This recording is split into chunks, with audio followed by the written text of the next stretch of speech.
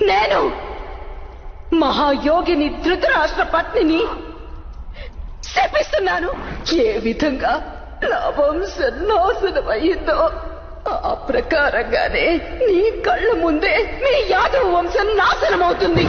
మృగాల మాదిరిగా యాదవ పురుషులందరూ ఒకరినొకరు చంపుకుంటారు.